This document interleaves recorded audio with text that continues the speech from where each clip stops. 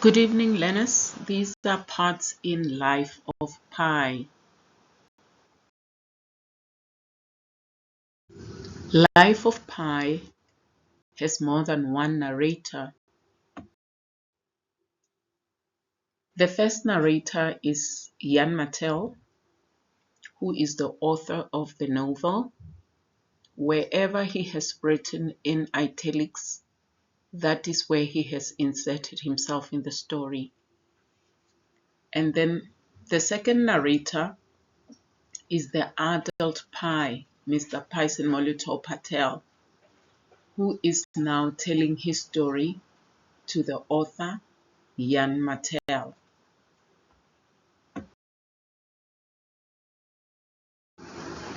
Even though the novel Life of Pi has three parts, it actually starts with the author's note, which is to be taken into consideration as well. Usually the author's note is a true reflection of how a writer came to write the book they have written. It's also an acknowledgement to those people or to those organizations that would have helped their author's note.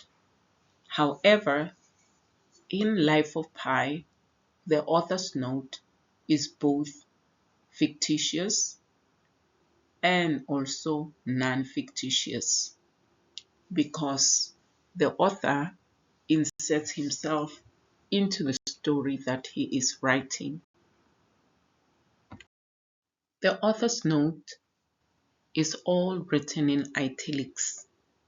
This is how we see that the author has inserted himself into the story that he has written. And throughout the novel, wherever we see italics, we know that the author has put himself into the very story that we are reading about. Most of the time, he is observing Pi as he interviews him about his story. In the author's note, we learn that the writer or the author had been unsuccessful in writing. He had been writing, his second book was not accepted, and when he tried to write another book on Portugal, no one was interested in it as well. So he went to India for inspiration for this new book of his about Portugal, but the book just splattered and died there. And then one day he then met Mamaji, or Francis Aristotle, who then told him about Pi. He told him that Pi would tell him a story that would make him believe in God. Part 1 is set in Toronto and Pondicherry, and it is about Pi's childhood, about how he embraced his different religions, about his family, about his schooling, about how he got his name. It is about Pi's innocence before the family decided to move to Canada. Part 1 is called Toronto and Pondicherry. The adult Mr. Patel tells his life story to Jan Mattel, the author. He tells him how he studied zoology and religious studies at the University of Toronto. He also reveals his bucket list of places where he'd like to visit when he gets money. He tells him about his knowledge and experience of both animals and people. In chapters 1 to 36 are about Pi's childhood, school, innocence, his love for animals, and how he embraced three religions and also science. The author, on the other hand, observes the adult Pi's appearance, age, mannerisms, his house, the religious artifacts there, the spices there, his food, his cooking, spicy foods and Western dishes, etc.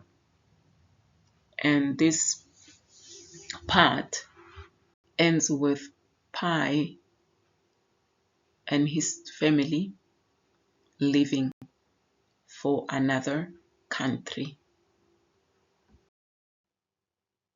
Part 2 is called the Pacific Ocean, and this is the longest part of the novel.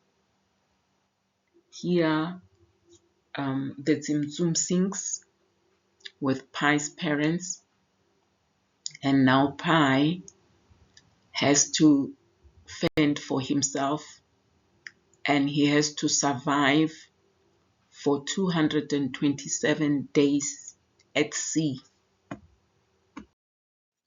Part 2 is the longest part in the novel.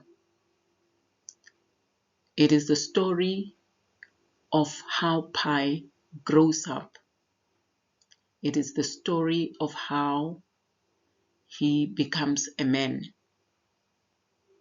It is the coming of age story of our main character, Pi. He is now with a Bengal tiger for 227 days in this part. They have to survive hunger and thirst, sharks, the elements, a carnivorous island, a Frenchman that nearly killed Pi, blindness, even at some point losing their minds. They have to survive and they have to depend on each other. At some point, an oil tanker arrives on the horizon, but in spite of Pi's attempts to alert it to his ordeal, nearly runs them over, and they are left to their own devices once more. This is the part where we find out just to what lengths people or even animals will go to in order to survive when they are faced with a life or death situation. In this part, Pi uses his knowledge of animals, his knowledge of science, and his knowledge of religion to be able to survive. Everything that he learned as a child, he uses in order to be able to survive the dangers at sea. This is the shortest part of the novel, and this is where we get to know that the story about Richard Parker was made up.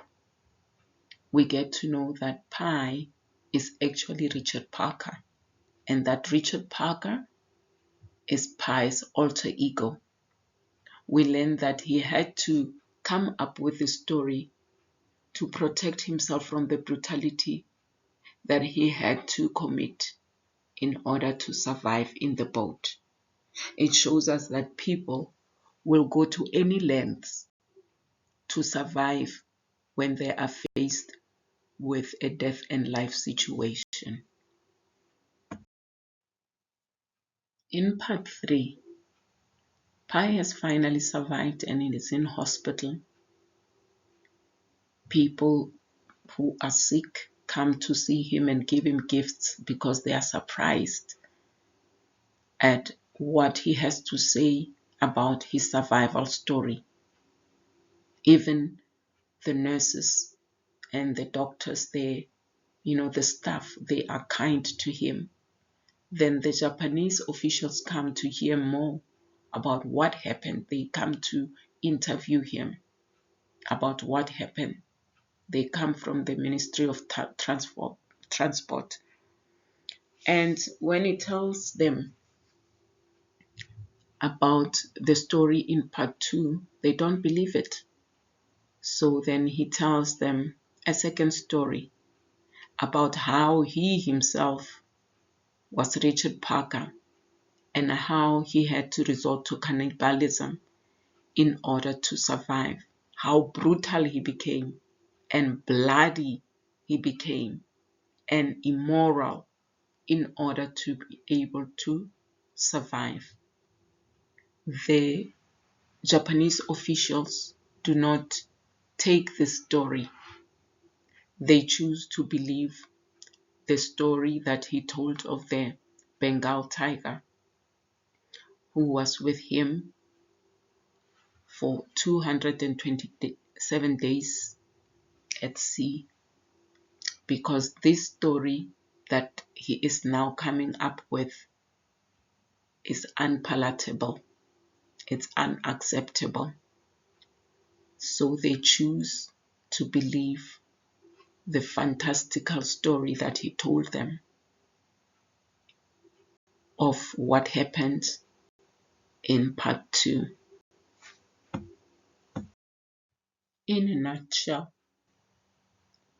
we have the author's story, and then we have part 1, and then we have part 2, and we have part 3. Part 1, Pi's childhood and innocence. Part 2, longest part, Pi's coming of age. Part 3, the Japanese officials and the cannibalistic story.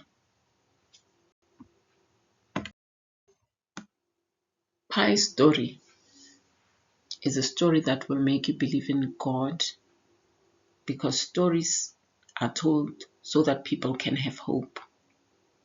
It is unbelievable, but it shows how miracles are possible.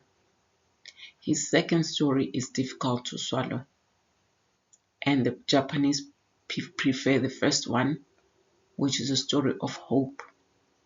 The author leaves the reader thinking so that the reader can choose which story is the better story, the first one or the second story.